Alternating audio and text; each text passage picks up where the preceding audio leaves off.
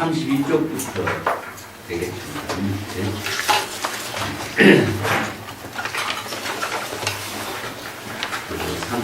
32쪽에 우리 탄탄하는 개송이 연결되는 부분입니다. 무와 무조 무수사요 선악지업 역불만 시제 불수역 덕항로 멸각 무와 무조 무수자라고 하는 말은 무와는 아상인상 중생상이 없는 경우죠. 무화법이라든가 무화법을 깨달아 통달했다든가 불교에서는 이제 그렇게 일체 개공의 경지를 이루는 것을 그렇게 표현하죠. 아상인상 중생상이 없고 그렇기 때문에 자아의식에 의해서 무엇을 하고자 하는 조작도 없고 이 조작이라는 것은 무의라고 하는 입장을 말하고 있습니다. 어떤 자아의식을 가지고 어떤 목적을 이루고자 한다든가 깨달음을 얻고자 한다든가 해탈을 구하려고 한다든가 그런 마음가짐조차 갖지 않는 것을 이제 무조라고 말하는데 금강경에서 우리가 이야기한 무의법이란 말을 하죠. 무의법이라든가 무루법이라든가 이런 말은 자아의식이 없는 상태에서 진여 본심의 지혜로 여법하게 실행하는 것을 이제 무의법이라든가 무루법이라든가 이야기하는데 여기서 무아의 경지를 깨달았기 때문에 자신이 무엇을 하고자 하는 조작하려고 하는 마음이 없고 그런 의미가 됩니다. 이제 조라고 하는 말은 이제 중생심으로 무엇을 하고자 하는 그 생각을 조라고 하는데 그 무조이기 때문에 그런 조작이 없는 것이고 또 무수자 이것은 수라고 하는 것은 의식의 대상 경계로서 받아들이는 게 없다. 그 자아의식을 갖고 있으면은 자기가 무엇을 보면 좋은 것을 취하고 나쁜 것을 보면 버리려고 하는 마음을 가지고 되는데 여기서 무아의 경지를 이뤘기 때문에 여기서 내가 무엇을 해야 되겠다, 내가 무엇을 받아들여야 되겠다 이런 의식의 대상 경계를 받아들이는 것이죠. 우리가 오니 개공도 무아니비 설신이 하는 것과 마찬가지죠. 반자신경에서 아상인상이 다 빈 경지이기 때문에 수상행식을 다 받아들이지 않는 경지. 여기서 무수라고 하는 것은 이제 그런 의미를 갖고 있습니다. 자아의식으로 의식의 대상 경계에 여러 가지 차별상을 받아들이지 않는 것을 무수라고 표현합니다. 무소유, 무소구의 경지가 바로 무수라고 할 수가 있겠죠. 자아의식을 갖고 있으면은 당연히 자기 생각을 판단하고 받아들이는 것이 있습니다. 이게 이제 중생심의 이제 근본이라고 하는데 여기서는 무아이기 때문에 자 대상 경계가 좀 더 없는 거죠. 대상 경계가 소멸된 상태. 그래서 무아도 아공이 되는 것이고 대상 경계도 법공이 되죠. 이게 아공, 법공이 되어야 바로 무수가 되는 겁니다. 이 받아들임이 있으면은 자아의식이 딱 있으면은 내 생각으로 대상 경계가 좋고 나쁜 대상 경계가 만들어지기 때문에 무엇이든지 받아들이는 것이 생기게 되겠죠.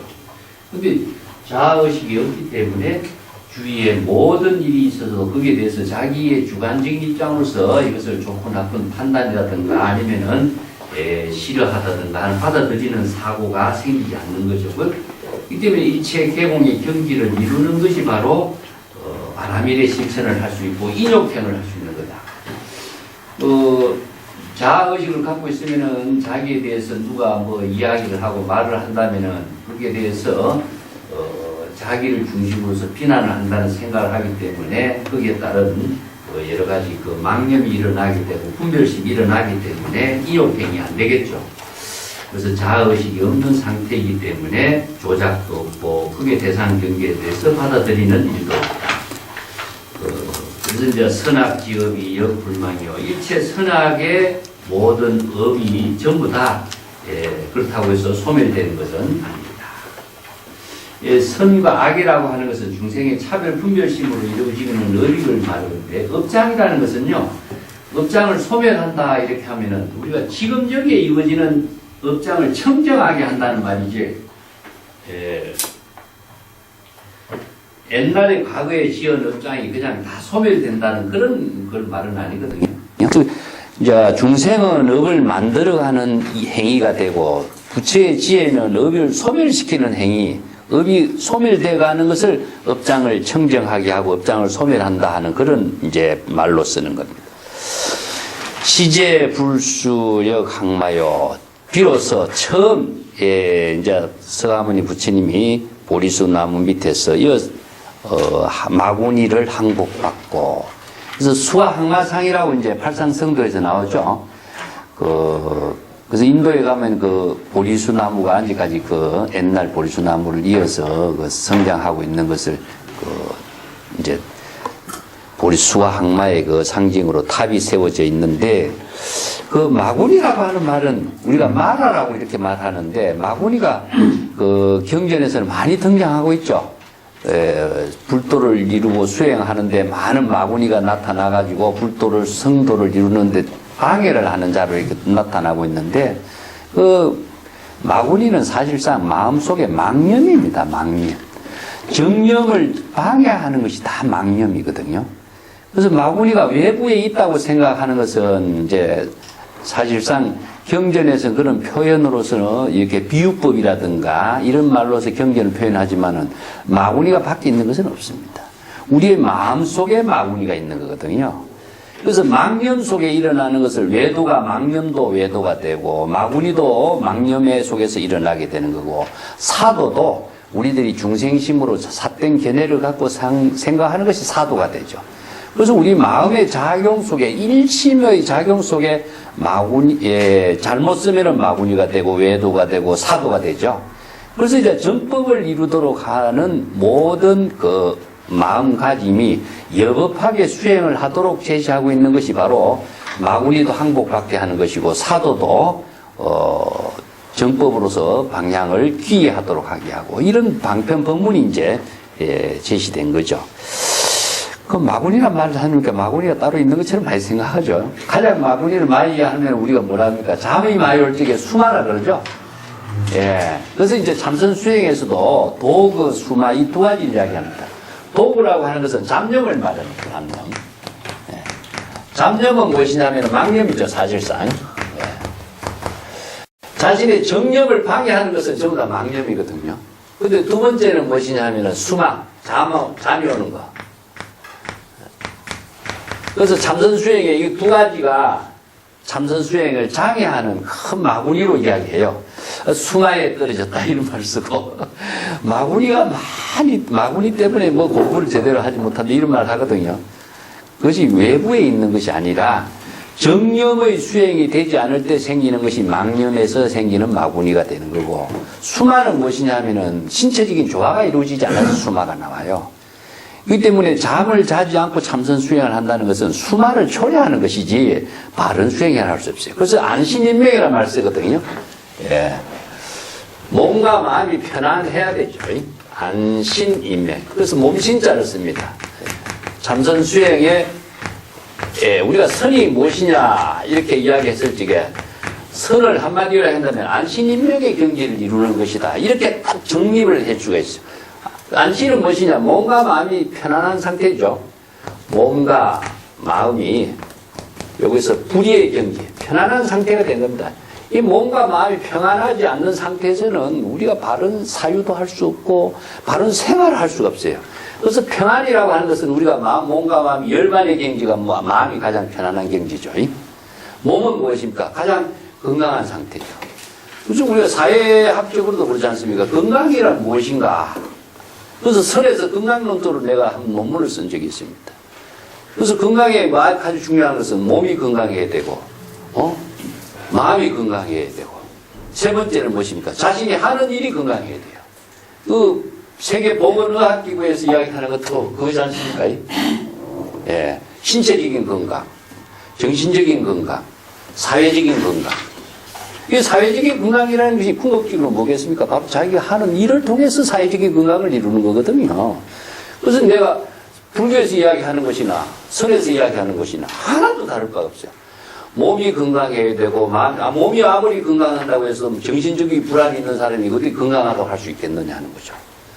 그래서 신체적인 건강을 하지 않으면은 자기가 정신적인 건강을 만들어갈 수 있는 토대를 기반을 마련할 수 있는 거죠. 그래서 몸과 마음이 아무리 건강한데는 뭐합니까? 사회적으로 자기가 일을 통해서 봉사를 한다든가 보살행을 한다든가 자신의 재능과 능력을 많은 사람들에게 나누어 줄 수 있는 일을 우리가 사회적인 건강이라고 그러거든요. 그래서 오늘날 직업에서도 전부 다 그런 형태로 이루어져 있지 않습니까? 그래서 불교의 보살도도 몸과 마음이 건강해야 보살행을 하는 것이지 능력이 없는 사람은 보살이 못합니다. 그래서 무슨 몸과 마음이 건강하도록 하는 상태에서 우리가 사회적인 건강, 인명이라는 겁니까? 바로 지혜로운 생활을 하는 것인데 몸과 마음이 불편한 사람이 자기 몸도 마음도 가누지 못한 사람이 어떻게 보살행을 하겠어요? 이 때문에 우리가 수행을 할 적에 자선이라든가 고행이라든가 이런 말을 많이 합니다만 붓다가 그러면 왜 고행주의를 버렸겠어요?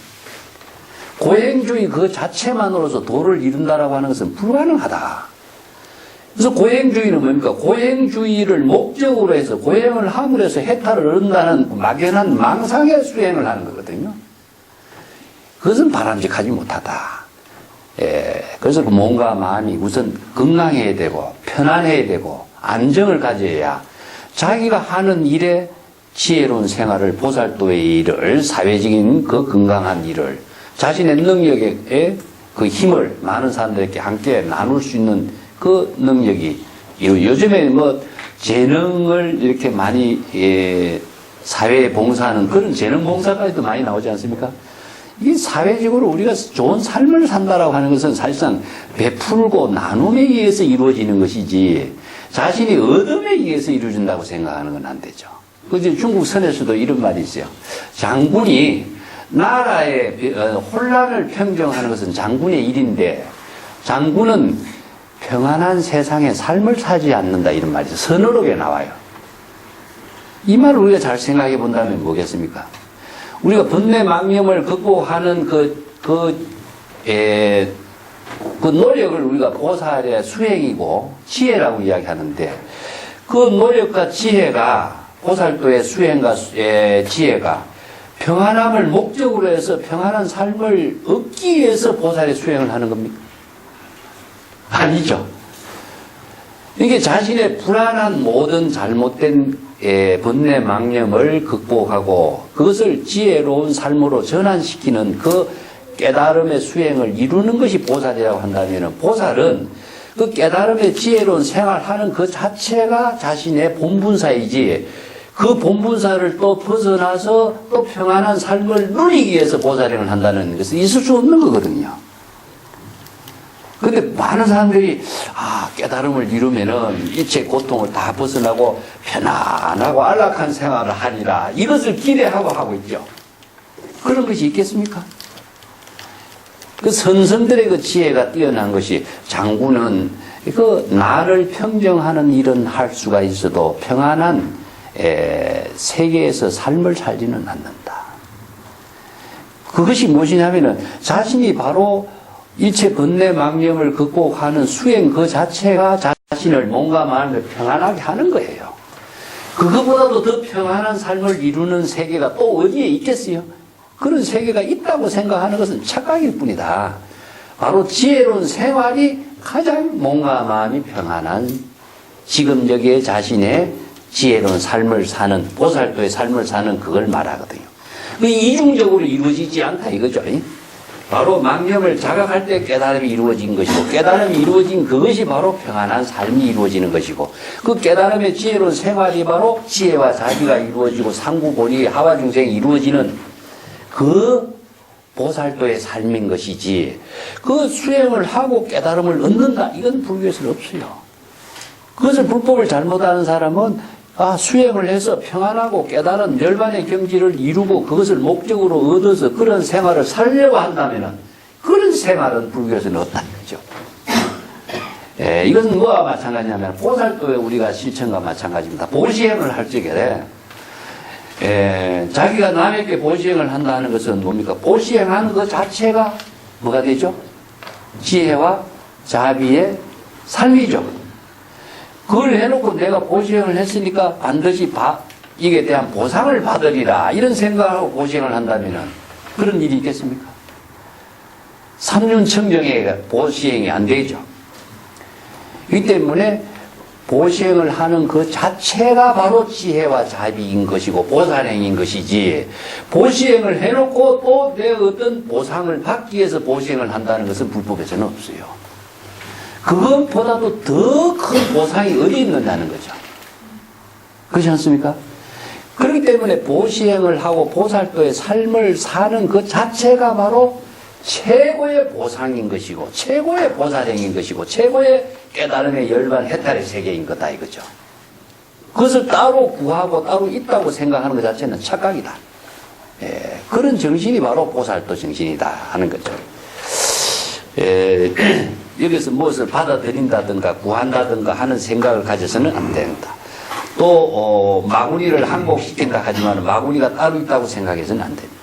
전부 다 일심 속에 정법을 알지 못해서 생긴 모든 병이 무엇이냐, 바로 그 마구니의 병도 되고 중생의 번뇌 망념의 병도 되고 삿되고 잘못된 길에 떨어진 외도의 병에도 되는 것이고, 이 마구니와 중생의 병과 외도의 병을 치료하기 위한 지혜를 체득하는 공부가 우리가 정법의 공부다 하는 거죠.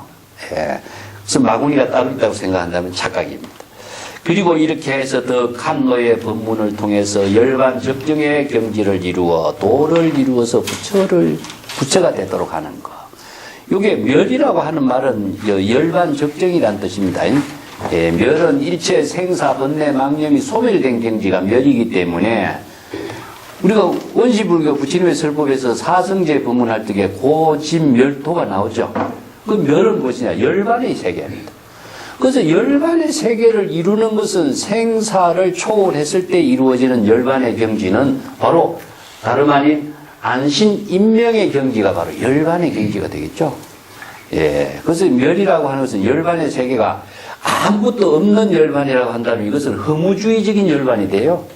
그것은 이제 소성의 열반하고 대성의 열반에 그래서 차이를 두는 거죠. 소성의 열반은 뭡니까? 바로 번뇌 망념이 다 소멸됐으니까 그 자리가 바로 열반 적정의 세계다. 그러면 그것을 열반 적정의 세계라고 하는 것이 목적 때문에 목적이. 그래서 대성의 열반에서는 열반의 세계가 지혜가 작용하는 그 보살도의 지혜로운 삶 그 자체가 열반이 되는 거죠. 그래서 깨달음이라고 하는 말인가 부처라고 하는 말도 부처가 목적으로서 존재하는 부처는 없습니다. 깨달음이라고 하는 것도 목적으로 깨달음은 없습니다. 바로 지혜가 작용되는 지금 여기 자신의 보살도의 삶이 바로 깨달음이고 부처인 것이지, 그래서 부처라고 말을 해놓으면 부처가 그냥 무엇이든 다 완성된 어떤 존재자로 이렇게 생각하는 그 의식에서 부처라고 하는 데 대해서 많은 잘못된 견해에서 벗어나지 못하는 거죠. 그래서 제가 항상 이야기했지만 지금 현재 진행형의 상태에서만 있는 겁니다. 그것이 다른 목적으로서 얻어지는 세계가 있다고 생각하는 것은 또 다른 환상과 착각을 초래하는 일밖에 안 돼요. 많은 사람들이 이제 기에 익어서 그래요. 부처의 세계가 있다, 열반의 경지가 있다, 뭐 이런 세계를 표현하는데, 명이라고 하는 것은 뭡니까? 바로 생명활동이라고 했죠. 생명활동. 생명활동이 정지된 상태가 어디 있겠습니까?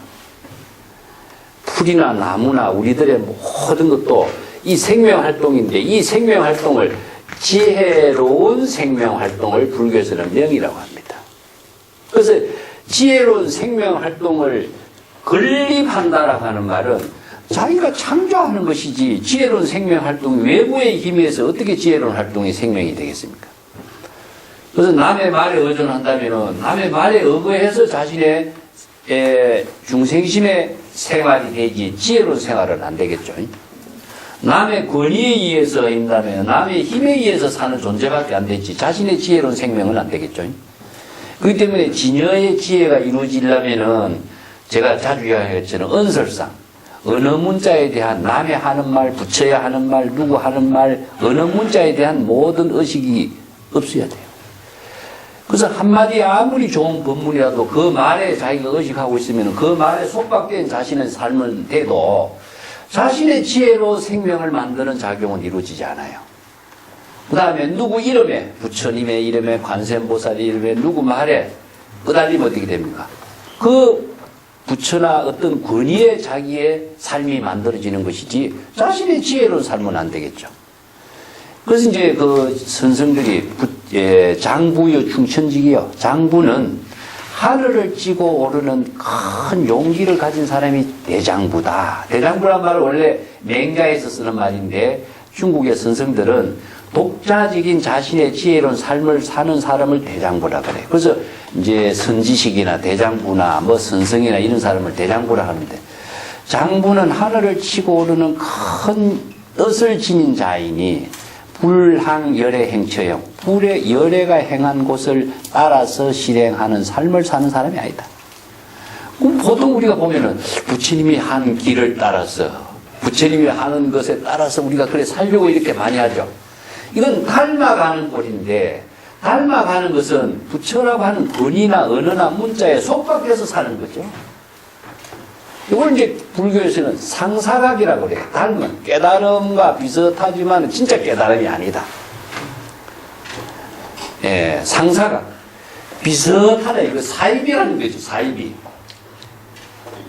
자신의 독자적인 지혜와 자신의 독자적인 창조적인 삶을 실행할 수 있는 능력을 펼치지 못한다. 그래서 열애가 행한 것을 따르는 것이 아니라 열애가 행한 것을 따르지 않는 사람이 자신이 독보행을 할 수 있는 사람이다. 그래서 무수의 불처럼 홀로 가라 이 말하죠. 독보행이라고 하는 것은 독자적인 그런 지혜와 자비를 쓸 수 있는 능력이 있어야 되는 것이지, 남의 말에 권위에 따르고 이름에 따르고 누구의 말에 따른다면은 자신의 독자적인 인명이라는 것이 가능하느냐? 그 임재가 이야기하는 수처작주가 가능하냐? 불가능하죠. 그렇기 때문에 안신인명이라는 이 한마디만 해도 인명이 무엇인가를 알아야 되겠죠. 그래서 이제 건강경에서 우리가 응여시주 그랬습니다. 반드시 이와 같이 진여의 지혜로 보살도의 삶을 이루도록 해야 된다. 그 말이거든요. 보살도의 삶이라는 것은 지금 여기에 자신이 지혜로운 삶을 독자적인 방편과 능력으로서 살 수 있는 그 사람이 보살도의 삶을 사는 사람이지, 누구 말에 따르고 누구의 말에 속각되고 누구 권위에 속각된 사람이 어떻게 방편의 지혜로서 보살도의 삶을 살 수가 없는 거죠. 그래서 이제 이것은 선정과 지혜, 바로 이게 자신의 바른 깨달음의 지혜로운 삶을 이룰 수 있는 것을 선에서는 안신인명이라고 합니다. 여기서도 마찬가지죠. 그래서 항상 열반 적정의 경지를 이루어서 독자적인 해탈 열반의 경주, 부처의 지혜를 이룰 수 있는 경지를 제득하게 되는 거예요. 그것을 여기서 찬탄하고 있는 거죠. 한마디로 말해서 서가모니 부처는 그 모델형입니다. 모델. 그 모델을 중심으로 해서 모든 경전에서는 자, 수행을 통해서 깨달음을 이루고 독자적인 설법을 통해서 보살행을 하는 그 모델이에요. 그 모델이 불교에서 모든 사람들에게 다 그런 경지를 이룰 수 있는 가능성의 세계를 제시했고, 그런 가능성의 세계를 구현할 수 있도록 제시하고 있는 법문이 바로 경전의 법문이었고, 그것을 바르게 정법으로서 자신의 보살도를 실행할 수 있는 지혜와 능력을 구족하도록 지금 설법하고 있는 것이 경전이라고 보면 됩니다. 자, 33페이지로 넘어가 보겠습니다. 이무심이 무수행이요, 이실체복 제외도요, 삼전법륜의 대천의 기륜 본래 상청적.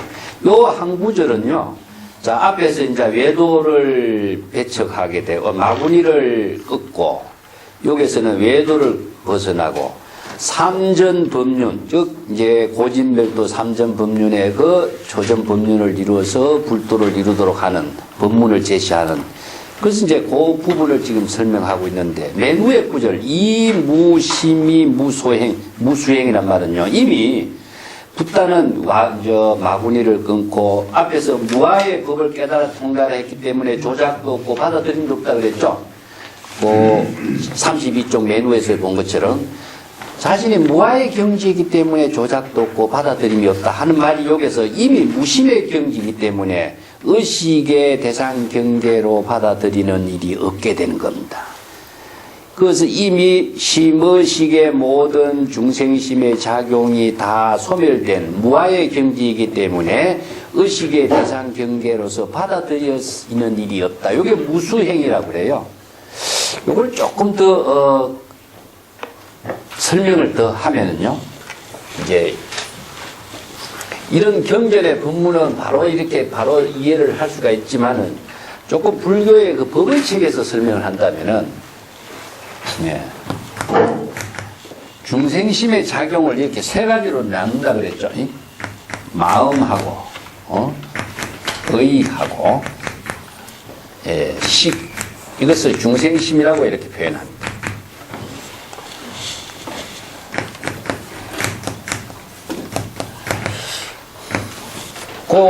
이제 유식 철학에서 이것을 팔식이라 그래요. 팔식. 아레아식이라고 이 마음이라고. 마음은 전체를 통괄하고 있기 때문에 그렇죠. 우리들의 모든 생각하고 있는 것을 전부 총괄하고 있는 것은 마음이고, 의식은 요건 이제 유식 철학에서 칠식이라고 하는데 무엇이냐면 요건 사량 분별한다. 예. 사량 분별한다. 자, 이래야 될까 저래야 될까 여러 가지 생각을 사량 분별하는 생각을 우리가 의라고 해요. 그 다음에 식은 무엇이냐면 전육식이죠. 전육식. 전육식은 안입이 설심이, 눈은 뭡니까? 색깔을 보고, 이는 소리를 듣고, 코는 향기를 맡는 거죠.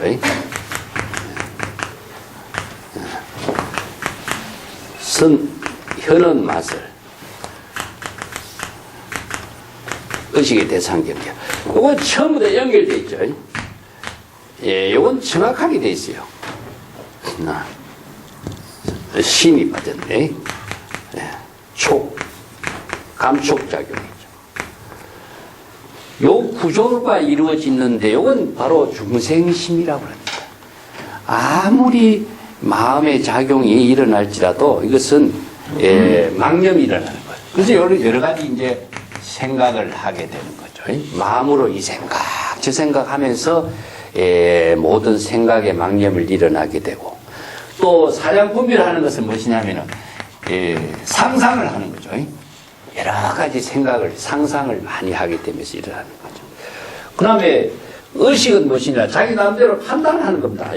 분별, 판단하는데 자기 중심에 판단해버려요. 자기가 보고서 좋은 것은 눈으로 보고 좋은 것은 좋은 대로 판단하고 싫은 것은 싫은 대로 판단하게 됐죠.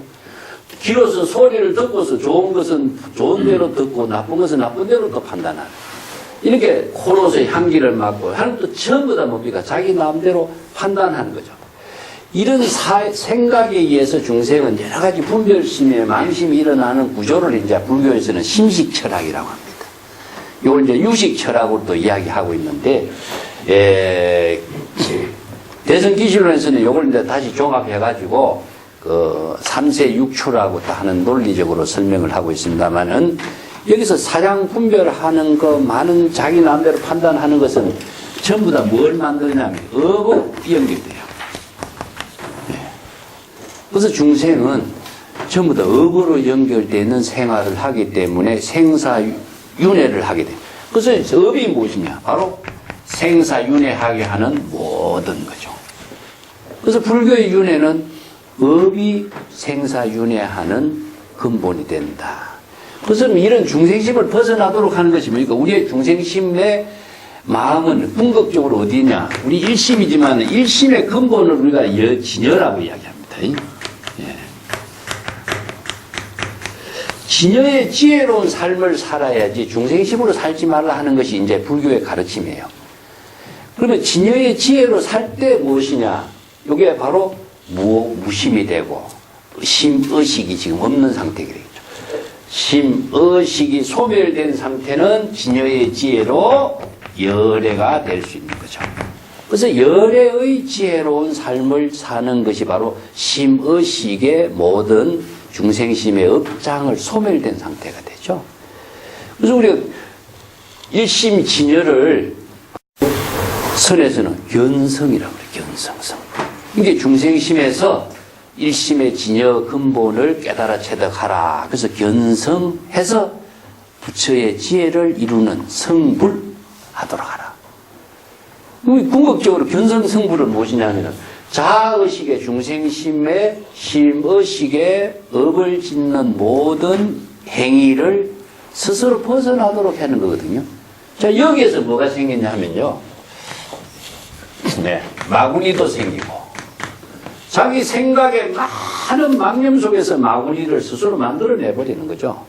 자기 생각으로서 판단하는 모든 상고에서 이것이 바로 외도도 만들어내고, 또 이것이 뭐냐, 또 사도도 만들어내고. 그래서 이제 외도나 마군이나 사도를 극복하게 하는 것은 바로 진여 본심으로 되돌아가게 하는 법문이에요. 이게 바로 정법이에요. 그래서 불교에서 이제 여러 가지 경전에서 마구니가 등장하고 외도가 등장하고 사도가 등장하고 사법이 등장하는데 정법을 설하는 것은 바로 여기 있습니다. 진여의 지혜를 이루는 고 열애가 되고 불포살도를 실행할 때만이 정법이 되는 거죠. 그래서 아무리 많은 가르침이 다양하게 있을지라도 바로 이 불교에서는 법의 종교라고 하는 것이 정법으로 나아가는 불법의 가르침은 이것은 어느 경전이든지 똑같습니다. 예. 그래서 정법의 진여법으로 작용하는 법문을 알지 못하면은 바로 마구니에 떨어지거나 아니면은 외도에 떨어지거나 사도에 떨어져요. 이걸 이제 스스로 판단하게 하는 것이 제가 여러분 이야기한 것처럼 어느 문자의 속박에서 벗어날까? 예, 그게 은설상을 벗어나는 거죠. 어떤 이름, 부처의 나라, 불국토, 열애, 그 명칭으로 등장하고 있는 그 명칭의 속박에서 벗어날까? 그 다음에 자기 생각에서 벗어날까? 요 세 가지가 바로 참선 수행의 요체입니다. 이 세 가지를 통해서 참선 수행을 안 하면은 자신도 모르게 그냥 어느 문자에 속박됐거나 어떤 뭐 부처의 이름에 속박되어 버리거나 자기 그 망념에 속박되어 가지고 본심의 지혜를 상실해 버리죠. 그래서 요 구절이 이미 무심의 경지에서 의식의 대상 경계가 다 없는 상태가 되어야 의식의 대상 경계에 자신이 받아들여서 그것을 망념으로서 작용하는 일을 다 벗어날 수가 있다 하는 말입니다. 자, 이런 경지가 되어야 모두 외도의 모든 것을 다 항복시키고 외도의 사고방식을 다 쳐볼 수 있습니다. 마구니를 항복받고 외도를 쳐부시고 이런 말 하는데 이건 누가 합니까? 자신이 외도인 줄 판단하는 능력이 있어야 돼요. 망념이 일어난 줄 본인이 망념을 파악하지 못하면 망념을 스스로 항복시킬 수가 없어요. 그럼 정법을 모르는 사람이 이것이 마구니법이다, 외도법이다, 사도법이라고 하는 판단이 없는데 항복시킬 수가 있겠습니까?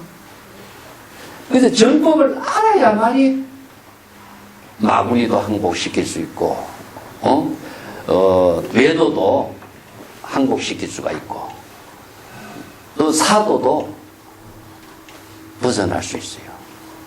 우리가 불도를 수행한다 하면서 정법을 모르면서 불도를 수행한다는 말은 안 맞잖아요. 그래서 이런 것을 우리가 바로 했을 때 정법 공부를 하지 않고서는 아무리 좋은 말을 해도 이게 무슨 말인지 모르게 돼 있습니다. 세 번째, 삼전법륜의 대천이요 기륜 본래 상청경. 요 삼전법륜이란 말이 상 어려운 용어거든요.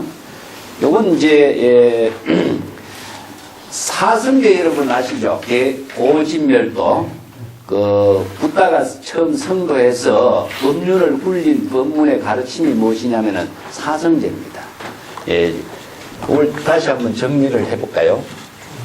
설법을 했다라고 하는 의미는 무엇이냐면은 붓다가 이 마구니를 항복받고 외도를 항복받고 사도를 항복받았어. 붓다가. 그래서 붓다가 성도를 이룬 거죠. 성도를 함으로 해서 중생들에게 뭘 설법을 했느냐 하면은 이 마구니 외도 사도를 벗어나게 하기 위해서 정법을 설법한 겁니다. 설법은 무엇이냐 하면은 처음에 붓다가 깨달음의 내용을 무엇이라 그럽니까, 여러분? 응? 붓다의 깨달음의 내용을 한마디로 뭐라고 해야 할까요? 연기법을 깨달았다.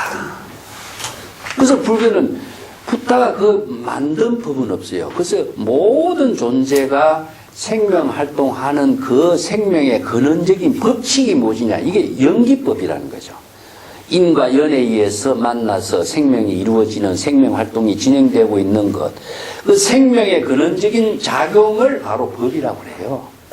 그래서 제법의 실상이라든가 일체법이라든가 진여의 법이라든가 그 중생심으로도 생명 활동해요. 그것은 뭐가 됩니까? 마구니가 되고 외도가 되고 사도가 되기 때문에 중생심으로 생명 활동하지 않고 진여의 지혜로 생명 활동하는 법을 바로 불교에서는 정법을 제시했거든요. 그래서 정법을, 저 마구니 외도 사도법을 벗어나는 것이 무엇이냐 하면은 세 가지 인연법을 깨달아 체득한 그 진리가 무엇입니까? 삼법인이죠. 일체행무상이라. 일체의 모든 존재는 다 생주이멸 생로병사를 거쳐서 생명 활동을 하고 있기 때문에 무상 속에 생명 활동하는 거예요. 그래서 무상이라고 해서 나쁜 것이 아니라 무상은 생명 활동하는 그 본질을 이야기해요. 자, 무상을 잘못 이해한 사람은 그 허무주의를 봐보죠. 이건 뭐냐? 부정적인 사고죠. 무상은 생명으로서 무한한 작용을 하게 하는 힘을 긍정으로 봐야 되는 거죠. 그렇기 때문에 무상하기 때문에 내가 성장하고 있고 무한한 가능성이 실행되는 것이지, 무상하지 않는다면은 그것은 사람이 성장할 수 없는 거나 마찬가지죠. 그래서 재무상이라는 것은 일체 모든 존재가 생명 활동하는 그 본질을 무상이라고 그래요. 두 번째는 제법무화라고 그랬어요. 자기의 자아에 고정된 존재가 있느냐? 자, 어릴 때 태어난 자기 모습하고 지금의 모습하고 같으냐? 우리의 마음 작용도 끊임없이 변화되는 것이지만 몸도 끊임없이 변화되고 있는 거죠. 그 때문에 고정된 실체로 자아의 존재라고 제시할 수 있는 것은 없다. 자아의식이 자아라고 생각하지만 그건 착각일 뿐이다. 그래서 진정한 자아의 존재라고 하는 것은 없는 것이다. 그것은 어떤 거냐? 시절 인연과 더불어서 생명 활동하고 있는 그 실상밖에 없어요. 그래서 제법무화라고 그러죠. 그 다음에 일체가 모두 고다라고 하는 것은 중생의 시각에서 보는 겁니다. 왜냐? 고라고 하는 것 자체는 번뇌 망념으로 이루어진 중생의 세계는 다 고통이 아닌 것이 없어. 그래서 이게 법화경에서 뭡니까? 바로 삼계 화택이라고 그러죠. 불타는 집과 같다. 그렇지만은 깨달음의 입장에서 본다면 열반적정의 세계가 되겠죠. 그래서 이걸 삼법인이냐 사법인이냐 그래야 해요. 중생의 입장에서부터는 고지만은 깨달음의 입장에서부터는 열반의 세계죠. 이게 열반적정이 진짜 본질인 겁니다. 그래서 일체의 모든 존재가 다 진여의 지혜로운 생명 활동하고 있는 그 상태가 열반적정의 세계이다. 예. 그래서 잘못된 시각에서 볼 적에는 고로 보지만은 자신이 즐거움의 깨달음의 세계로 볼 적에는 다 열반의 세계고 부처의 세계로 우리의 삶을 이룰 수가 있죠. 그래서 중생심을 불심으로 전환하게 하는 그 방향을 제시할 수가 있는 것이 뭐냐? 바로 네 가지 사성제의 가르침입니다. 예. 자, 처음 봅시다. 고, 집, 멸. 이 고집멸도의 법문이 붓다의 초전법륜이에요. 이 초전법륜을 여기서 삼전법륜의 대천이라고 생각해요. 초전법륜을 세 가지로서 이렇게 처음 사성제 고집멸도를 모든 중생들에게 제시하고 있는 것. 두 번째는 이 초점 사성제의 법문을 깨달아 실천할 수 있도록 권하는 것. 그 다음에 사성제의 법문을 각각 깨달아 정독하도록 하는 것. 이게 세 가지라 삼전법륜이라고 합니다. 이 법문을 설했지만은 첫째는 뭡니까? 많은 사람들에게 제시해야 되겠죠. 제시해야 되는 거. 이 법문이 진정한 불도를 깨달아 제시할 수 있는 법문을. 그래서 법화경에서는 뭡니까? 계시라고 했죠. 이 법문을 설법을 하는 거죠. 계시하는 겁니다. 두 번째는 많은 사람들이 이 법문을 실천 수행하도록 권하는 겁니다. 그래야만이 이 사성제의 법문을 깨달아 정득할 수 있다. 이게 세 가지. 시, 권, 정. 여기 삼전법문. 고집멸도의 법문을 제시하고 이 고집멸도의 법문을 권해서 수행하도록 하고 고집별도의 법문을 통해서 깨달아 정득할 수 있도록 붓다가 처음 설법을 한 것이다. 그가 무엇입니까? 야, 자, 중생들이 모든 것은 다 자신의 망념 속에서 일어나는 것을 다 불안, 근심, 걱정으로서 다 하는 것은 왜 고갔냐? 정법을 알지 못한 것이다. 그 정법을 알게 하기 위해서 이 왜 고통이 일어나는가 하는 것은 무엇이냐? 가래다. 가래가 무엇이냐면 번뇌망념입니다. 번뇌망념. 내 감정적으로 일어나는 번뇌가 무슨 우선한다고 그랬죠? 그 인간은 의사 선생님도 잘 아시지만은 합리적인 사고보다도 감정적인 사고가 우선하거든요. 누가 어떤 물건을 보고 싫다 좋다 좋은 것은 무조건 좋은 거예요. 이유 조건이 없는 거예요. 싫은 것은 무조건 싫은 거예요. 그것도 이유 조건 없어요. 거기에서부터 우리들의 생각이나 감정이 일상생활 속에서 자연스럽게 일어나요. 그걸 일어나지 않도록 할 수 없는 거예요. 그래서 이 가래가 일어나고 번뇌가 일어나는데 왜 일어났는가 하는 문제는 차후의 문제입니다. 내가 저 사람이 싫은데 왜 싫은가 이거 생각하지 않고 싫은 거예요. 근데 왜 싫은가를 생각하는 것은 무엇이냐? 차후의 문제라. 저 사람의 모든 것이 싫다. 이것도 싫고 저것도 싫다. 이것 때문에 싫다. 이 조건은 나중에 나와요. 그렇지만은 이 문제를 해결하는 것은 감정 속에서 해결되겠어요? 절대 불가능해요. 해결하는 방법은 뭡니까? 진여법을 알아야 돼요. 내가 쓸데없이 망념을 일으켜서 저 사람을 싫어하고 좋아하고 하는 것은 이건 궁극적으로는 저 사람하고 전혀 관계없어. 자기 자신을 스스로 괴롭히는 일밖에 더 있느냐. 우리가 그렇잖아요. 남이 나 욕을 아무리 하더라도 나하고 전혀 관계없어요. 근데 궁극적으로 그건 뭐냐. 자기 자신을 괴롭히는 업을 짓는 거거든요. 그것은 경전에도 나오죠. 붓다 그 바라문 이야기하고 나오는데 그 붓다를 찾아와서 어떤 바라문이 욕을 그렇게 하고 자기 친구를 유혹해서 이렇게 했다 이런 비난을 하지만은 일체 침묵으로 대꾸를 하면서 그 바라문에게 하는 말이 뭐냐? 당신 집에 손님이 오느냐? 온다. 당신 손님은 뭘 합니까? 음식을 대접한다. 그러면 당신이 애써 차린 음식을 그 손님이 잡수지 않으면 먹지 않으면 그 음식은 누구 것이냐? 그건 내 것이다. 그러면 그 음식은 누가 처리해야 되겠습니까? 자기가 처리하는 것이다. 사실상 우리가요, 이 법을 알면은 남의 비난에 흔들릴 이유가 하나도 없는 거거든요. 근데 남 시기하고 질투하고 저주하고 아무리 해도요, 궁극적으로 그 사람이 무심해버리면은 아무 의미가 없는 거죠. 그것은 뭐냐, 자기가 만들고 자기가 뱉은 것은 자기가 소화시키는 방법 말고는 없죠. 그건 궁극적으로 자기가 만든 업밖에 안 되는 거죠. 이게 바로 무지의 이야기다. 진실을 알지 못하고 진정한 법을 모르는 사람은 남을 저주하는 것 같지만 사실은 자기 자신을 저주한 것밖에 안 되죠. 이것을 바로 정법을 알고 실행하는 법을 제시해 주는 거거든요. 그래서 가래라고 하는 것이 왜 생겼는가를 알아야 돼요. 왜 생겼는가? 가래라고 하는 문제는 자기가 지금 감정적으로 일어나는 문제 때문에 생긴 것이고 자기가 부족한 것을 채우려고 하는 욕망 때문에 생기는 것이고 그래서 생긴 망념이 바로 고를 초래하게 됩니다. 고가 생긴 원인이 전부 다 가래다. 그래서 이 문제를 바로 중생이 현실에 자기가 번뇌망념이 일어난 사실이 왜 일어났는가를 자신이 반성하고 자각하고 망념의 근본 원인을 합리적으로 이해할 수 있는 것은 정법 말고는 없어요. 정법에 의해서만 이 판단이 나오게 되거든요. 그 정법을 모르는 사람이 망념이 일어난 줄도 모르는데 망념에 어떻게 극복합니까? 마구니 법인 줄 모르는 사람이 마구니의 법을 어떻게 극복하겠어요?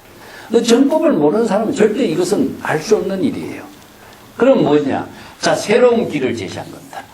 자, 이러한 가래를 벗어나고 소멸시키는 새로운 길이 있다. 그 경지가 어떤 경지냐? 바로 정법으로 열반의 경지를 이루는 법을 제시해 준 거죠. 그래서 이런 일체의 중생과 번뇌망념의 곧 업장을 소멸하게 하는 그 정법의 길을 바로 붓다는 열반 적정의 길을 제시해 준 겁니다. 이게 멸의 세계죠.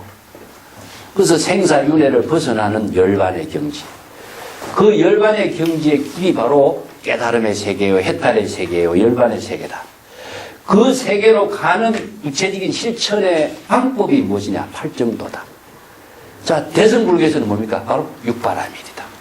이거 도라고 하는 것은 그 열반의 경지에 이르게 하는 구체적인 실천 등목을 말해요. 그래서 이것이 뭡니까? 바로 오집의 세계에서 멸도의 세계로 전향하게 하는 설법이 뭐냐? 붓다의 설법의 근본이죠. 그래서 중생의 고통의 세계에서 해탈의 세계로 나아가게 하는 것이 붓다의 설법인데 그 설법을 어떻게 했느냐? 모든 사람들에게 바르게 보여주는 겁니다. 두 번째는 모든 사람이 이 설법을 바르게 알고 실천할 수 있도록 권하는 거죠. 세 번째는 각자 그 깨달음의 경지를 이루도록 해주는 거죠. 여기 법화경에서는 뭡니까? 바로 계시오입이죠. 그래서 붓다의 설법은 이거밖에 없어요. 이것을 중심으로 해서 이루어졌거든요. 예. 근데 붓다가 그것을 제시해 주는 것은 그 방향을 제시해 준 것이지 그것을 깨달아 체득한 것은 각자의 원력에 의해서만이 가능한 세계다.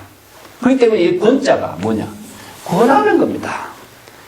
자, 각자 스스로의 열반의 해탈의 길을 스스로 이루도록 권하기 때문에 그 설법을 하는 거죠. 그러면 각자 본인이 깨달아 체득할 수 있도록 하는 것이 이제 삼전법륜의 대천세계. 삼천대천세계의 모든 중생들에게 이 삼전법문, 고진별도를 세 번 보이고 권하고 깨달아 체득할 수 있는 설법을 하셨다. 왜 삼천대천세계라고 했습니까? 붓다가 설법을 함으로 해서 교화하는 세계가 삼천대천세계예요. 예. 그래서 삼천대천세계의 일체 중생에게 설법을 함으로 해서 이 법을 깨달아 체득할 수 있는 인연을 제시해 주었다. 그 법륜이 본래 항상 청정한 깨달음의 경지를 이루는 지혜작용이 되는 것이니 그것이 설법하는 것이 바로 열반사덕을 이루는 경지가 되는 거죠. 붓다의 설법의 의미는 여기 두고 있는 거죠. 자, 그 뒷장 넘어가겠습니다.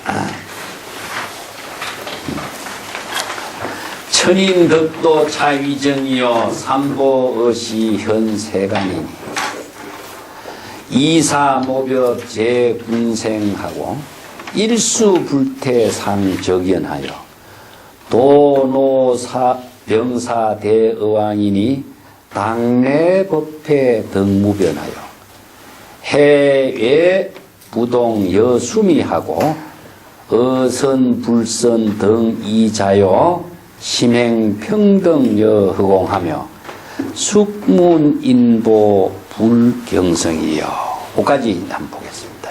네. 자, 인천덕도 차위정 인간계와 천상계의 모든 사람들이 이 붓다가 설한 법문을 다 깨달아 체득한 것을 통해서 그것을 이러한 사실을 증명하게 된 것이요. 자, 이러한 법문을 통해서 많은 사람들이 불도를 이루게 된 사실에 대한 증명이 이제 여기에서 인간계와 천상계와 인간계의 모든 사람들이 이 불도를 깨달아 체득한 사실을 증명하고 그 육도윤회 하는 가운데에 천상계는 뭐죠? 바로 도를 이룬 경지에서 모든 도를 벗어난 세계가 인간계는 뭡니까? 수행하는 세계죠. 그죠? 그래서 아수라는 옹호의 세계고 기여왕이 축색의 세계는 바로 불법의 광명이 이루어지지 않기 때문에 불법과의 수행의 인연이 맺어지지 않는 것이죠. 그래서 환란에 들어가죠. 이 때문에 천상계는 바로 일체의 중생의 고통을 다 소멸한 세계로서 설정된 이제 세계관이죠.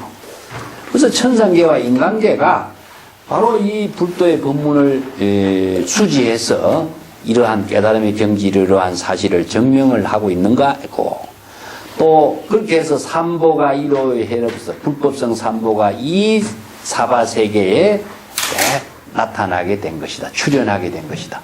삼보가 나타난 것은 붓다의 설법에 의해서 이루어진다 그랬죠.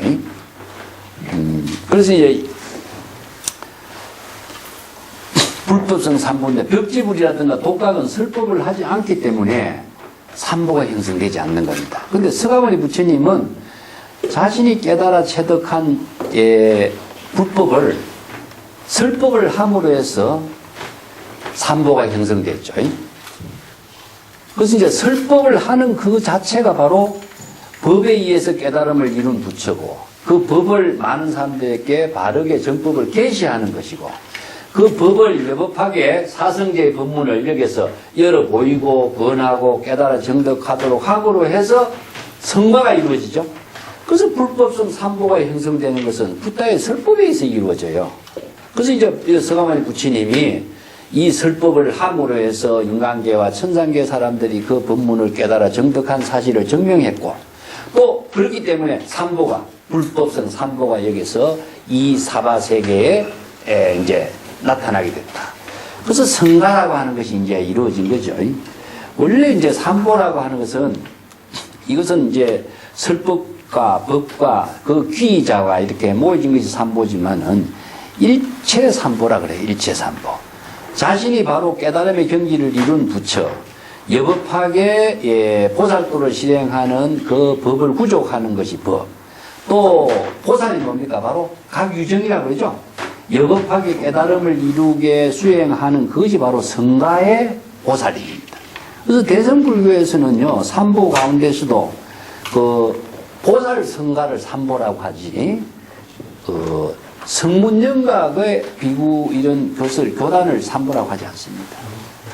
비구 교단에서 이제 소승불교에서는 붓다와 가르침과 비구 교단은 사부대중을 성가라고 했어요.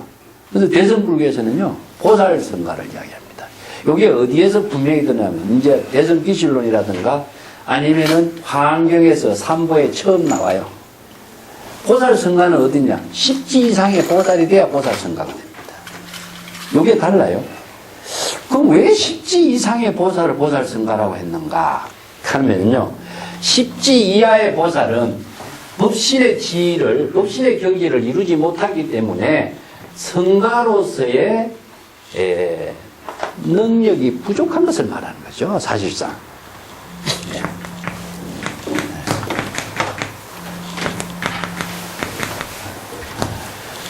저윤선 각자고, 부처가 있는 것이 각자죠. 각자라고 하는 사실을 우리가 어떻게 합니까? 예? 부처가 어디 있느냐 하는 문제와 항상 같아요. 부처가 어디 있습니까? 설법하는 그 지혜, 작용이 부처다. 설법하고 있는 그 지혜를 작용하고 있는 상태가 바로 부처인 겁니다.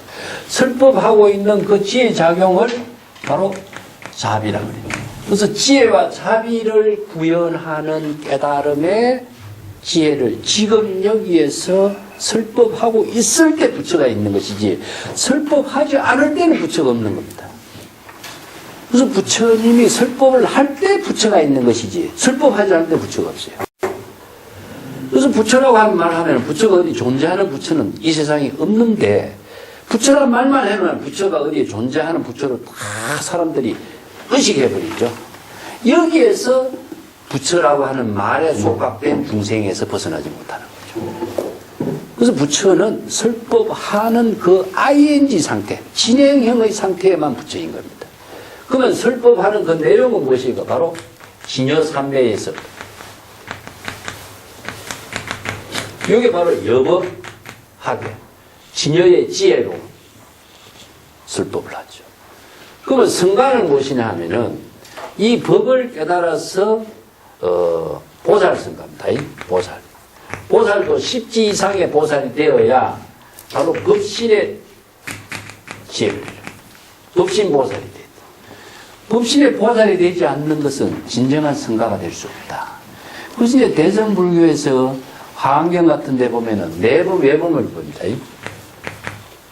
내범부는 누구냐 하면요, 이승의 수행자라든가 사면의 수행자, 사면의 보살들은 전부 다 내범이라 그래요.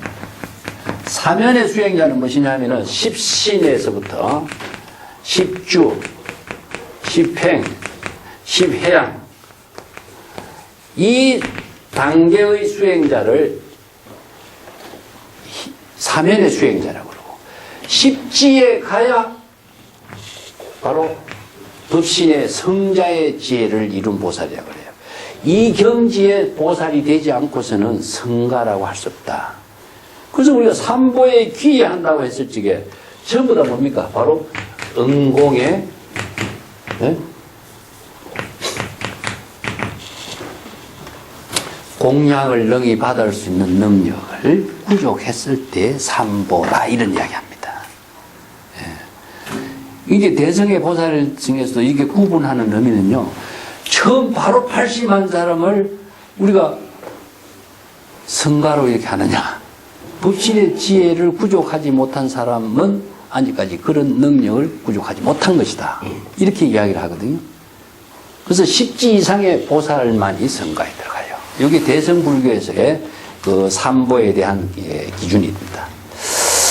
그래서 삼보가 이 사바세계에 삼보가 출현하게 돼서 불법의 교단이 형성하게 됐고, 삼보가 무엇이냐? 불법을 바로 상승하게 하게 하는 겁니다. 그래서 불법을 상승한다라고 하는 것은 바로 정법을 계속 상승해서 정법이 단절되지 않게 함으로 해서 시절 인연과 더불어서 일체 중생을 구제하는 훌륭한 선지식이 계속 연결되는 거죠. 그래서 우리가 중국 선에서도 전등법통이 이루어진다는 것은 삼보를 상승하게 하는 원력을 말하고 있습니다. 왜냐하면 초라고 하는 것은 어떻습니까? 초와 촛불이 있는데 초라고 하는 것은 이것은 유한의 문제죠. 우리가 육체로만 항상 무상한 존재가 유한의 존재거든요. 근데 이 불은 뭡니까? 불은. 촛불은 이것은 바로 항상 비추는 작용을 하는데 무한의 존재예요. 그래서 우리가 불교에서 부처의 지혜를 비로자나 불이라는데 그 비로자나 불은 바이로차나라고 할 때 바이로차나는 무엇이냐? 태양을 말합니다. 그래서 우리가 이 자연계에 이 태양이 만물에게 빛을 비춤으로 해서 이 태양계의 모든 생명이 생명활동을 하는 거잖아요. 그래서 부처의 지혜가 일체 중생을 구제할 수 있는 그 힘은 지혜 광명의 힘이라고 그래요. 그래서 지혜 광명의 힘에 의해서 일체 중생이 모두 바른 지혜, 정법으로서 바른 지혜의 생명활동이 되도록 하는 것을 거기다 비유한 거거든요. 그래서 생명활동이 바로 이제 진여의 법에 의한 작용이다. 그래서 이게 모든 묘법으로서 일체 중생을 모두 구제하는 것이니, 여기 묘법이 무엇이냐 하면 바로 불가사의한 진여의 법이 묘법이 됩니다. 그 법화경에서 우리가 묘법 연화경이라고 이런 말 하죠.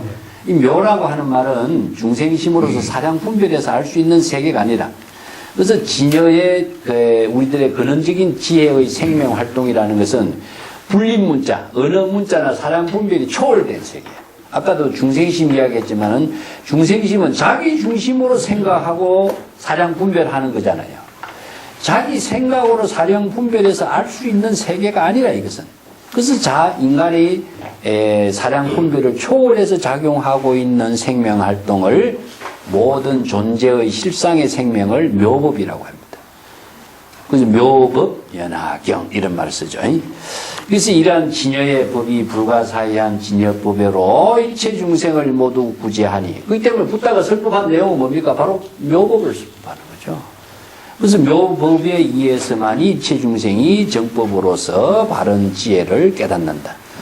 일수불태상적연이여, 한 번 불법을 수지함으로 해서 항상 불태전의 경지에 이루어 열반적정의 경지의 삶을 이룬다. 이 불태라고 하는 말은 10지 이상의 보살은 불태전입니다. 불태전이 된다 하는 것은 그냥 불태전이 되겠습니까? 그 금강경에서 이게 선혼영 제보살, 선부촉 제보살 했죠. 이거 혼영한다. 예. 그 말과 똑같은 말입니다. 이게 법신의 경지를 이룬다라고 하는 것은 불태전의 경지를 이룬다 이런 말인데, 불태전은 어디로 퇴보하지 않는 겁니까? 중생심으로 퇴보하지 않는 거죠. 중생심으로 퇴보하지 않기 때문에 법신의 지혜를 항상 이룰 수 있는데, 그냥 불태전이 이루어지느냐? 이게 호지하는 겁니다. 호지. 혼영. 혼영한다든가 잘 하는 거예요. 호지와 혼염이란 말은 정법에 의거해서 자신의 망념에 떨어지지 않도록 자각하는 거예요. 여기서 시라고 하는 말이나 염이라고 하는 것은 이것은 자각을 하는 지혜 작용을 항상 스스로 정법에 의해서 망념에 떨어지지 않고 망념이 일어나면 망념을 자각할 수 있는 능력을 갖췄기 때문에 호지가 되고 혼념이 됩니다. 그래서 선혼념하라. 잘 정법으로 훌륭하게 잘 혼념해서 자각하도록 하라. 이 말이거든요. 근데 정법을 모르는 사람이 그냥 혼념이 되겠습니까? 자, 내가 전에 우리가 깨달음은 무엇인가? 항상 이 문제를 내가 뭘 깨닫는다 그랬습니까? 망념을 깨닫는다. 이걸 잊으면 안 되죠. 그리고 깨달음이라는 것이 너무나 막연하게 사용하지만은 망념은 자신이 망념이 일어난 사실을 정법을 알지 못한 사람은 망념이 일어난 줄 모르게 돼 있어요. 이 정법을 모르는 사람은 망념이 일어난 사실을 자각할 수가 없습니다. 그렇기 때문에 선혼념 제보살, 선부촉 제보살 이 말을 아무리 해도 정법을 모르는 사람은 혼념을 할 수가 없는 거나 마찬가지예요. 그 불퇴진이 그냥 이루어지지 않습니다. 자각에 의해서만 이루어지는 거죠. 그래서 초발심이 정각이다 이 한마디라 막 이런 말들이 전부 다 같이 그 경전의 법문을 이해를 해야 돼요.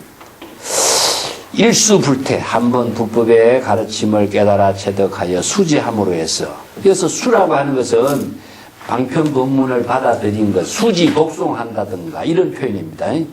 그래서 불퇴전의 경지를 이룸으로써 항상 열건 적장의 경지의 삶을 이루고 또 생로병사의 모든 그 중생의 고통을 다 도는 건너다 바람일이 되죠. 중생의 생로병사의 모든 고통을 다 건너고 대의왕이 되시니 대의왕이라는 위대한 의왕이죠. 대란 말은 항상 크다란 말보다도 위대한 그 대웅이라는 말을 쓰거든요. 법화경에서는 부처님을 대웅이라고 그래요. 위대한 그 영웅이라는 뜻입니다. 위대한. 그래서 사찰을 우리가 대웅전이라고 하죠. 위대한 영웅이라. 위대한 뭐 세간의 중생을 구제하는 가장 존귀한 사람이다. 이런 말로서 이제 그 대웅이라든가 세존이라든가 이런 말씀입니다. 그래서 대의왕인데 훌륭한 의왕이다. 이 왕이라는 것은 이제 가장 위대하다는 그런 의미를 표현한 말이죠. 항상 법회의 지혜와 법회라는 것은 이제 법의 바다 이런 표현을 하는데 이게 불법의 바다를 이제 깊고 넓은 이제 수미산을 중심으로 해 8개 바다가 등장하죠. 이게 세계를 다 비추는 바다예요. 그래서 우리가 해인산매 하면은 동서남북에 있는 우리 눈에 보이는 이 바다를 이야기하는 거 아닙니다. 수미산을 중심으로 해서 8개 바다가 삼천대천 세계를 다 비추는 바다예요. 그러니까 삼천대천 세계 일체 중생의 모든 실상을 다 여실하게 비추는 바다는 뭐와 같으냐? 우리들의 진여의 바다와 같아요. 그래서 해인산매를 이룬다는 것이지 해인산매 우리 해인사에서 해인산매 하니까 동해 바다에 비치는 모습 이렇게 보면 안 되겠죠. 그래서 우주가 다 비치는 큰 바다와 같은 거울이라는 의미예요. 거기에 모든 중생의 망념이라든가 생사윤회하는 업장이라든가 하는 것이 다 바다에 거울에 비추듯이 여실하게 비추어져. 그렇기 때문에 부처의 지혜는 중생을 실지실견하는 거죠. 중생의 망념이 여실하게 다 보이고 여실하게 다 나타나기 때문에 그것을 다 제도할 수 있는 지혜가 나오는 거예요. 그 망념인 줄 모르는데 어떻게 망념을 제도하겠습니까? 그래서 이걸 바다에 법의 바다나 진여해의 바다를 이렇게 비유합니다. 그래서 지혜와 자비의 덕이 한량이 없이 애를 올린다. 그 법화경에서 실지실견과 같습니다. 그 다음에 해에 이것은 헐떡거나 칭찬함에 동요하지 않는 모습이 뭐지 수미산과 같고 산이 여여부동하는 모습이라고 표현하죠. 이것은 이제 헐떡거나 칭찬하거나 하는 것은 중생이 자아의식에 차별 분별심으로 작용하는 모든 중생심의 세계를 대표하는 말입니다. 이걸 다른 말로 한다면은 선과 범부나 성인 또 선에서는 이걸 부모 미생 이런 말 쓰죠. 아버지와 어머니라고 하는 분별심은 누가 내느냐? 자기가 내거든요. 그래서 부모에 대한 사랑 분별심이 일어나기 이전에 자신의 본래 면목을 깨달아라. 그래서 진여 본성의 지혜의 작용을 이루도록 하라. 이 말인데, 이것도 명예나 헐떡거나 명예나 하는데도 일체 동요하지 않고 마치 수미산과 같으며 선과 불선에 항상 자비, 선하거나 선하지 않거나 항상 평등하게 자비심으로서 지혜로운 삶을 실행하며 심행평등함이여 허공이요 마음의 지혜 작용이 평등하여 마치 허공과 같으니 일찍이 이 사람들이 그 누가 인천의 보배라고 하는 그 이 붓다의 그 칭송을 듣고 공경하지 않는 자가 있으리요. 이어서 경이라고 하는 말이 불교에서는 우리가 삼보에 예배를 올린다 하는 것인데 다 절대적으로 복종하는 것이 아니고 경의를 표하는 겁니다. 경의. 경의라고 하는 것은 우리가 존경하는 사람들에게 저절로 우러나고 하는 존경심을 경의라고 해요. 그렇다고 해서 자신의 존재가 거기에 애속되게 하거나 자신이 완전히 망각되거나 하는 일은 없죠. 이게 우리가 예불을 올린다는 것도 경의입니다. 경의. 공경하는 사람에게 저절로 우러나는 인격적인 표현을 우리가 경의라고 하는 것이지, 우리가 치신 김명리 하니까 몸과 목숨을 다 바쳐서 이렇게 일하는 경우가 있죠.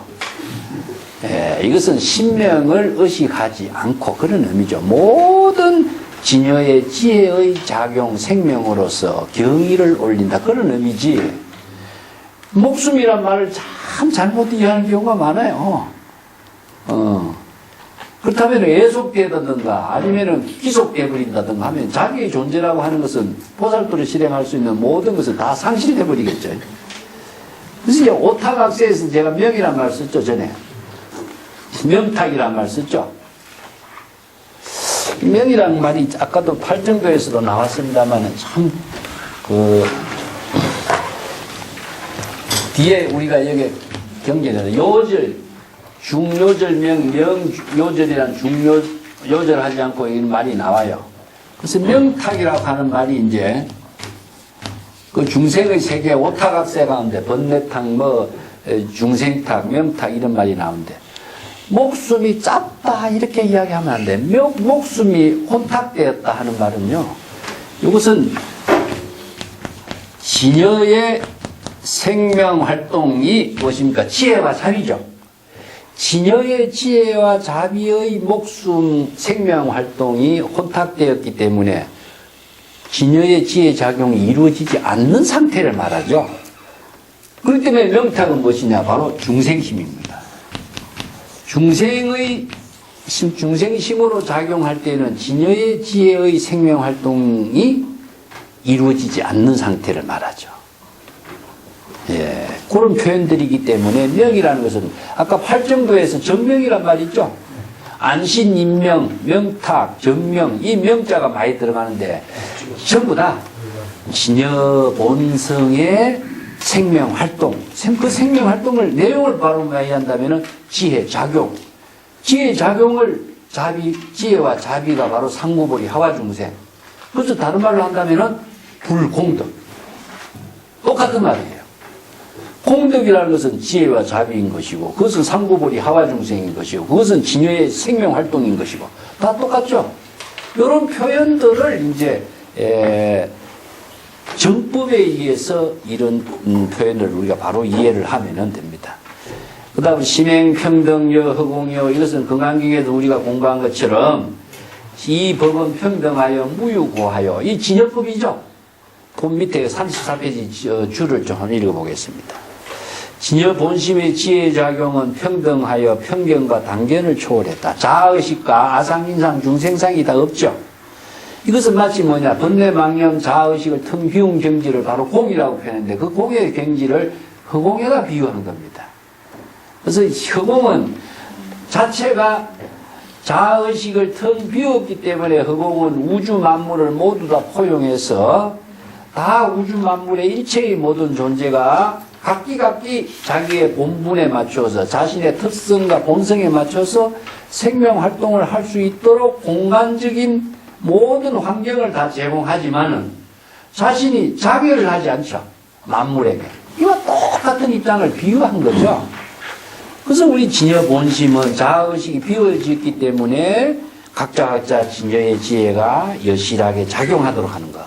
그래서 원각경은 흑공은 이와 같이 평등하여 부동, 조금도 동요됨이 없는 것이고, 금강경에도 이 진여의 법은 평등하여 높고 낮음에 차별이 없다. 그래서 이런 이제 평등의 법을 이야기하고 있습니다. 이 평등법이라고 하는 것은 뭐 여여부동의 세계라든가 일체 진공묘유의 세계라 이렇게 표현하는 거죠. 자, 35쪽에 넘어가겠습니다. 금봉 세존 차미계요 어중현하 삼천계하여 제천용신 소거궁하고 근달 받은 급야차가 실견 세간 제소요여 심력애현 화변하니 중도 희유계 탐불하니 아금 계수 삼계존이라 대성거강 중속이요 정심관불 미불언하니 각견 세존 제기전 사적 실력 불공 불이 이름 연설법 중생수기 덕해 여기까지 보겠습니다. 지금 세존에게 이 미세 자기가 미약하고 보잘것없는 보배의 그 우산을 공양해 올렸죠. 예. 그래서 보적이 그 앞에 공양 부처님께 그 보계의 우산을 올리니까 그 보계의 우산이 전부 다 하나가 되어 가지고 삼천대천세계가 거기에 다 나타나는 그런 이제 그 불가사의한 경지를 앞에서 이야기했습니다. 그래서 보배의 우산 가운데에 그 삼천대천 세계가 다 나타나니 우리들과 더불어서 거기 모인 대중들과 더불어서 보적하고 모든 그 대중들하고 삼천대천 세계가 그 우산에 다 나타나게 됐다. 이것은 바로 부처의 진여의 지혜의 바다에 삼천대천 세계가 다 나타났다. 그래서 삼천대천 세계는 아까도 얘기했지만 일불의 출세에서 설법을 해서 중생을 교화하는 세계를 삼천대천 세계로. 그래서 삼천대천 세계에 두루두루 이 법계의 지혜가 자비가 이렇게 펼쳐진 것을 이제 표현하죠.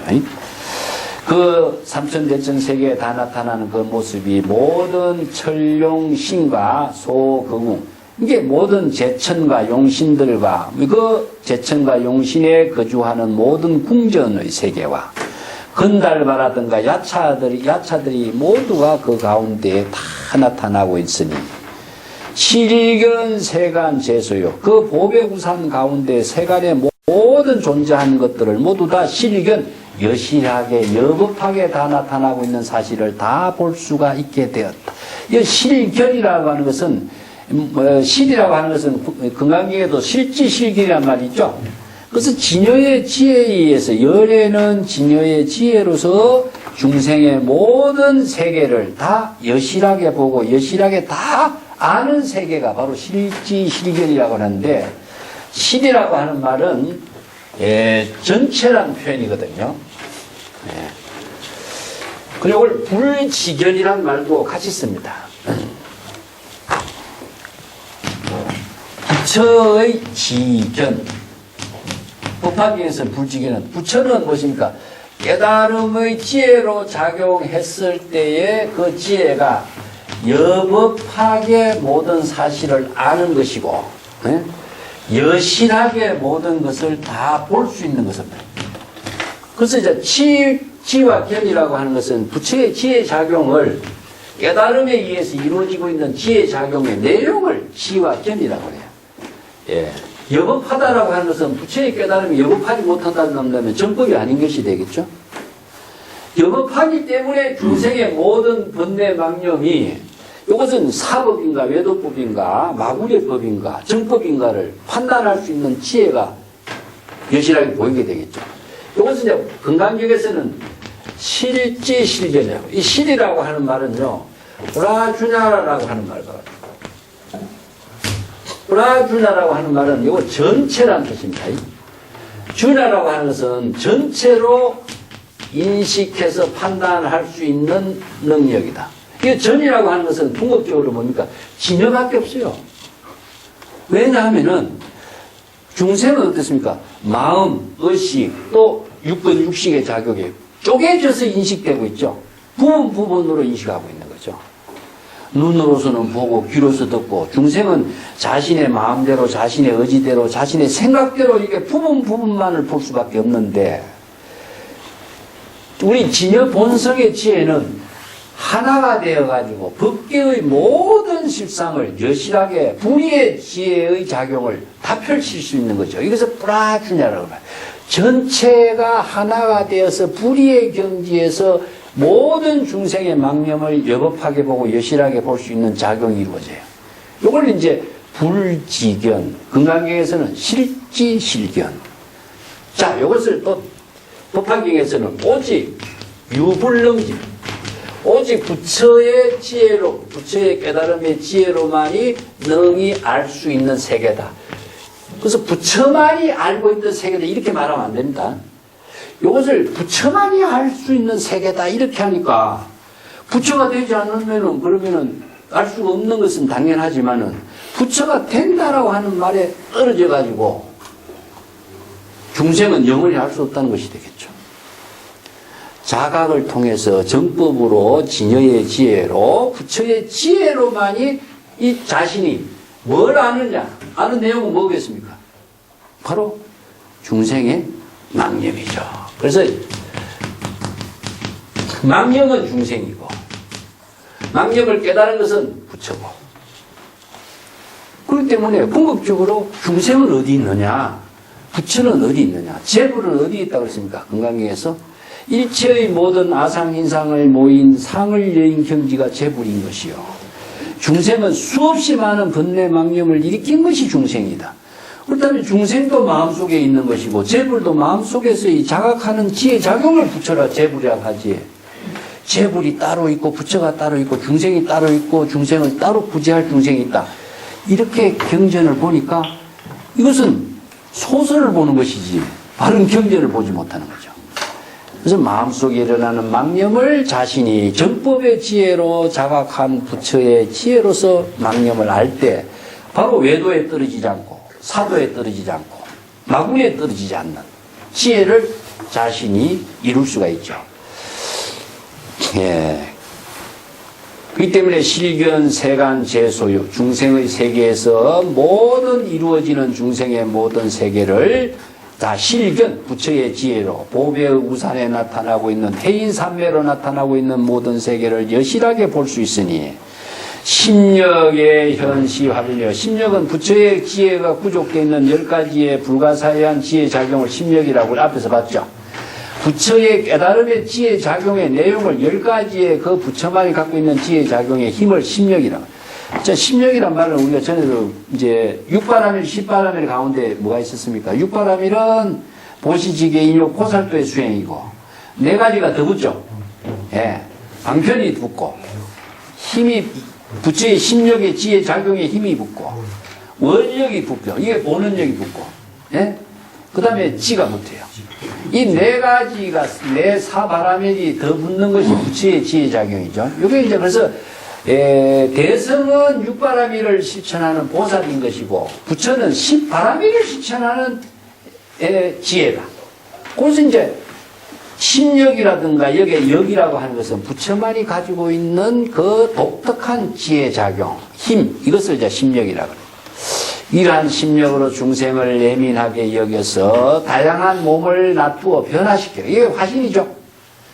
이 중생이 1100억 화신이 무엇이냐? 바로 부처의 지혜로 자비심으로 나투는 화신이다.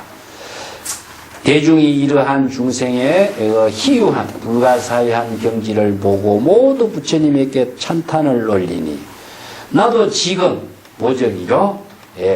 이 삼교 대도사이신 부처님께 세존에게 개수합니다. 개수라는 것은 머리를 좋아져서 지극한 애를 올린다 이런 말입니다. 그 인도의 고대 예법이 뭐였습니까? 바로 부처님 발에다가 머리를 대는 거죠. 이게 개수입니다. 이것은 최상의 존경하는 사람에게 올리는 예법이다. 예수입니다. 이제 여기에서 우리가 뭐 합니까? 요새 애물 드리면 우리가 어떻게 합니까? 네? 법당에서 애물 드릴 때 우리가 오체투지 하죠. 이게 개수에서 나오는 예법이죠. 몸을 낮추는 것, 최상의 자신의 몸을 낮춤으로 해서 존경하는 분에게 애를 올리는 거죠. 그러니까 낮춘다는 말이 뭐겠어요? 궁극적으로 자신의 아상 인생을 다 비우는 거죠. 그 하심이란 말 쓰죠. 그래서 몸과 마음을 함께 하는 실천을 이제 애참이라고 하는데, 몸을 낮추지 않고 마음을 낮춘다 하는 것은 그것이 궁극적으로 그게 드러나지 않죠. 자신이 행동을 함으로 해서 같이 이루어져요. 그러니까 예법을 올리면서 같이 공경하는 마음이 함께 이루어지기 때문에 마찬가지예요. 우리가 합장을 하는 이유도 마찬가지죠. 그냥 우리가 인사 이렇게 하는 거하고 합장해서 인사하는 거하고 무슨 차이가 납니까? 예, 합장이라고 하는 것은 자신의 몸과 마음을 하나로 모아서 세상의 공경을 애를 올리는 것에 대한 것이죠. 그것은 무엇이냐면은 바로 서로 자신이 아상인상을 다 비운 거죠. 그러니까 우리가 손을 두 개 피면은 둘이 되지만 하나로 모을 때는 불의의 묘용이 되는 거죠. 그래서 이제 다르게 한다면은 합장하고 있는 모습은 한 송이에 마치 무엇이 연꽃과 같아요. 이게 자신이 나누어지고 분열되어 있는 자신을 하나로 모으고 공경하는 마음을 그 애법을 올림으로써 자신이 바로 그 자리에서 자신이 보살행이 되고 부처의 지혜를 이루는 그 덕행이 실행되는 것이지, 그렇다고 해서 자신이 없어지는 것도 아니고. 그래서 예법에 의해서 우리들은 이참 사참을 통해서 바른 사법청정을 이루게 된다는 이야기입니다. 예. 지극한 마음으로 삼계의 세존에게 계수합니다. 대성의 법왕은 중속이요, 대성의 그 법왕이신 대훌륭한 성자이고 법왕이신 세존께서는 주의 중생이 모두 귀해야 할 근본이요. 여기 귀라고 하는 것은 바로 이제 진여의 지혜로 부처의 경지를 이루는 귀입니다. 귀라고 하는 말이 사실은 불교에서는 뭐냐면은 목적지가 아니라 바로 지혜로운 작용으로서 이루어지는 세계를 말하고 있죠. 이것도 부처라는 목적이 아닌 것이나 마찬가지입니다. 청정한 정심으로서 부처님을 칭견하고 그 기뻐하지 않는 자가 없다. 미불헌이라는 것은 이거 헌연하게 기쁨의 그 세계를 이루지 않는 자가 어디 있겠느냐. 예. 이 공경하고 좋은 사람을 보지만 우리가 그대로 편안하고 그 마음이 기쁜 모습을 함께 나눌 수 있는 것을 이제 이렇게 표현하고 있습니다. 각견 세존 제기전이요, 각자 세존의 위대한 모습을 칭견하니 그 칭견할 때 그 세존이 어디 있겠어? 각자 그 앞에 다 현존하는 겁니다. 그래서 세존을 우리가 부처님의 법당에 가서 부처님을 칭견할 적에 그 부처님을 대상으로 자신의 존재를 예속시키는 것이 아니라 자신의 부처를 바로 현존시키는 겁니다. 그래서 잘못하면 뭐냐면 전부 다 대상에 의존하는 종교에서 자신이 부처를 이루는, 부처를 실행하는 불법으로 우리가 바로 공부를 하는 것이 바로 현존한다 이런 말 하죠. 그것은 대상의 불상은 뭡니까? 불상은 그냥 그 모습으로서 여여부동한 모습이지만은 지금의 부처는 뭡니까? 자신의 지혜가 작용하는 부처로서 현존하게 되겠죠. 현존이라고 하는 말은 지금 여기에서 실행된다는 이야기입니다. 이걸 이제 현성공안이라고 써요. 선에서는. 이런 언어들은 좀 어려운 언어들이에요, 사실상. 예. 현존한다. 지금 여기 눈앞에서 그대로 나타난다, 실행된다, 이런 말이거든요. 그것이 앉아있는 부처님이 나타나겠습니까? 실행되겠습니까? 자신이 지금까지 중생심으로 작용했다가 지금 부처님에게 공경한 애를 올림과 동시에 자신이 공경한 애를 올리는 자신 그 자체가 바로 부처로서의 지혜와 자비심이 그대로 현존하게 되겠죠. 예? 그렇기 때문에 우리가 예법을 올리고 상대방을 공경하는 마음을 가질 때 자신이 부처와 보살이 대로 그대로 현존되는 것이지, 우리가 상대방을 공경하는 그러한 예법을 하지 않고서는 자신은 중생심에서 벗어나지 못해요.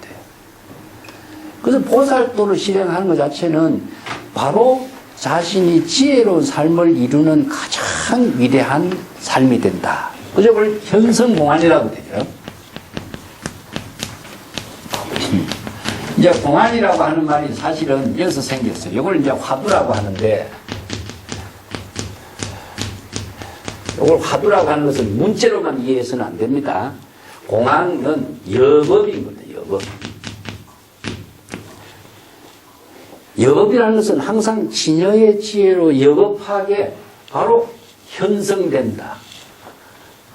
이게 여법하게 현성됐을 때는 뭐죠? 바로 지금 여기서 자신이 여법하게 부처가 되고 보살이 되는 거죠.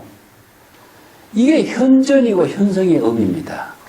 현재 여기에서 여법하게 지혜와 자비로서 이루어진 상태가 되버려. 성이라고 하는 것은 부처의 지혜를 이루는 거죠. 그래서 수연성이란 말을 내가 자주 이야기했죠. 시절 인연에 따라서 그러한 마음의 작용을 예법으로서 실행할 때 자기가 그대로 부처가 되고 보살이 되는 것이 이루어지는 상태가 되는 것이지, 그러한 작용이 지금 여법하게 실행되는 것을 현성공안이라고 합니다. 그래서 우리가 참선 수행할 때 공안을 참고한단 말 하죠. 그것은 공안을 참고하는 그 일이 바로 지금 여기서 부처의 지혜와 자비가 현성되도록 하는 겁니다. 제가 뭐라 했습니까? 경전을 읽을 때 뭐라 그랬죠? 경전을 읽는 이 공부가 바로 지금 여기에 지혜와 자비가 현성되도록 하는 거예요. 이게 강견관화라는 겁니다. 그래서 우리나라에서 지금 관화선이라는 것을 너무나 이 언어 자체를 잘못 이해하고 있어요. 그래서 현성공안, 현성화두 이런 말을 써요. 경전을 읽는 그 자체가 바로 지혜와 자비를 진여의 지혜와 자비로서 바로 실행하는 일은 이거 말고 없어요. 그래서 오중 수행을 제가 이야기했죠. 수지 독송하는 것, 경전을 읽고 수지 독송하는 것이 오중 수행인데 5가지 수행은 바로 현성공안이나 똑같은 거예요. 그거 말고는 수행을 할 수 없습니다. 여법하게 수행한다는 것은 여법하게 경전과 어록을 현성공안시키는 거예요. 그거 말고는 수행이 이루어질 수가 없어요. 그렇기 때문에 수행과 깨달음은 동시에 이루어지는 겁니다.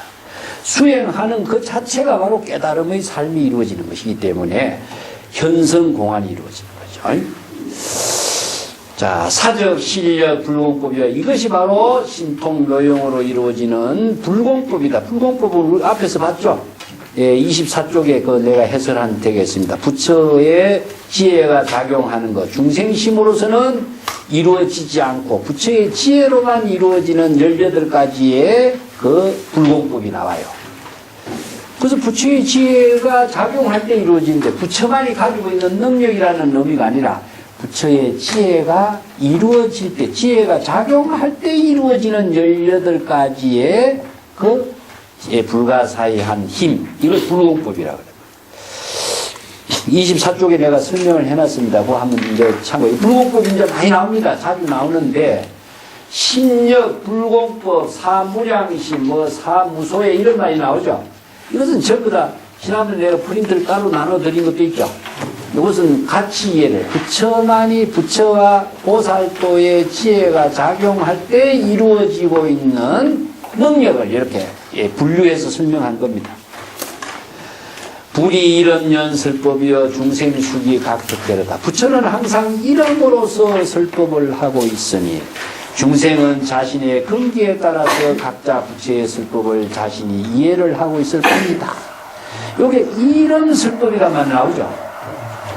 이것은 이름이라고 하는 것은 이제 내가 줄을 따랐으면 법음, 원음, 묘음과 같이 설법을 하는 것은 무엇입니까? 궁극적으로 소리로 하는 거죠.